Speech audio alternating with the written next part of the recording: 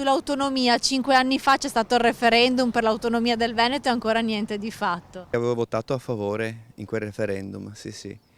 Cosa si aspetta adesso quindi?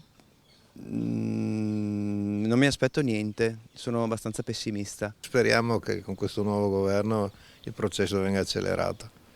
Tutto qua. Aspetto che ci possano essere delle novità su questo aspetto, per cui speriamo di sì, che ci siano tante novità.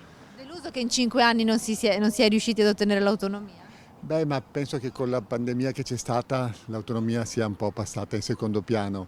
Adesso che stiamo venendo fuori dalla pandemia e che abbiamo un governo diverso e con il centrodestra al governo, spero che ci possano essere novità su questo fronte.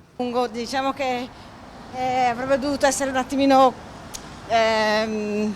portata avanti quel tema. 5 anni fa il referendum per l'autonomia del Veneto e ancora non si è fatto nulla, cosa ne pensa? Beh, adesso c'è un ministro delle autonomie che si interesserà certamente perché è del partito che l'ha promosso, quindi non vedo problemi. Cioè non si è fatto nulla perché a livello centrale non c'è la volontà di farlo. E adesso spera che possa cambiare qualcosa? Dipende se vogliono prendere, se la Lega vuole prendere i voti anche al sud non la fa. Se invece cambia idea probabilmente sì. È delusa che in 5 anni non si è fatto niente? Beh, oddio, delusa. Autonomia non è che ci creda proprio più di tanto.